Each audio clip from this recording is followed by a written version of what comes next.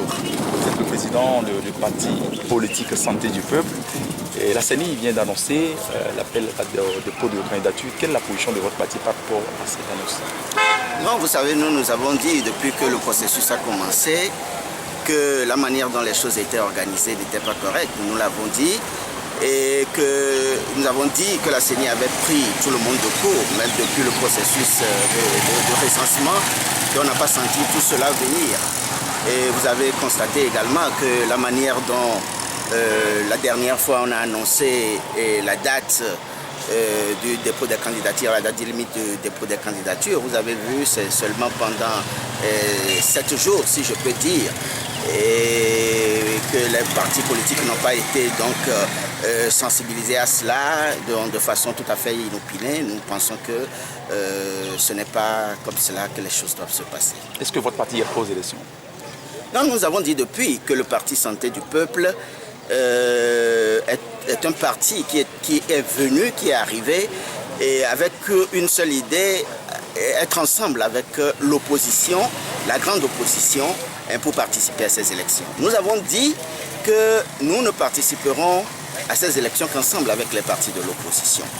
Et que si les partis de l'opposition décident de participer à ces élections, nous souhaiterons donc qu'ils participent en rang serré, donc en tant que dans une dynamique unitaire, participer à ces élections.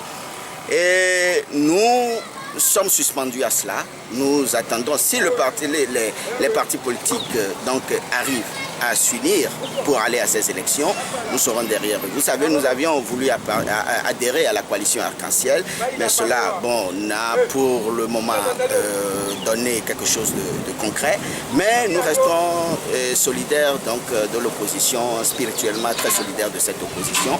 Et nous pensons que si l'opposition décide de participer à ces élections, nous allons soutenir l'opposition et participer à ces élections. Pour l'instant, la Santé du Peuple ne compte pas aller à ces élections de façon solidaire. Vous contestez les conditions dans lesquelles ces élections sont organisées aujourd'hui?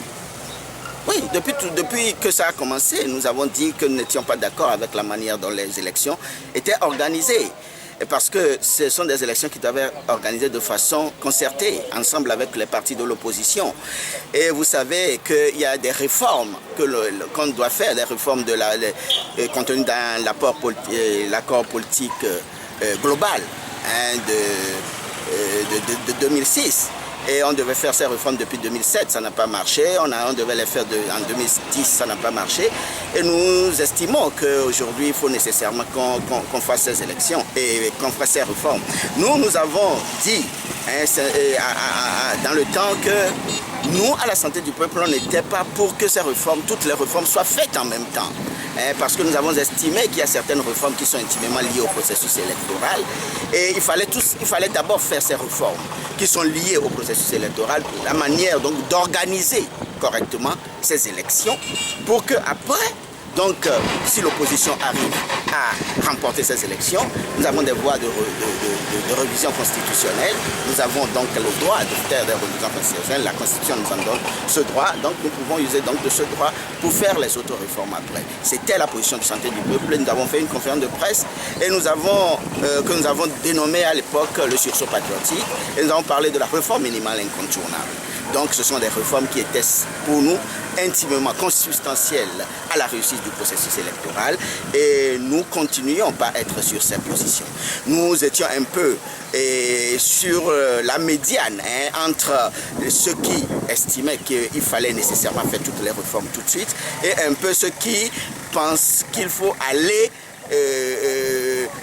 d'abord à l'Assemblée, c'est-à-dire par exemple faire une Assemblée constituante et aller résoudre et aller faire les réformes au niveau de cette Assemblée constituante. Nous étions un peu à mi-chemin entre ces deux tendances-là.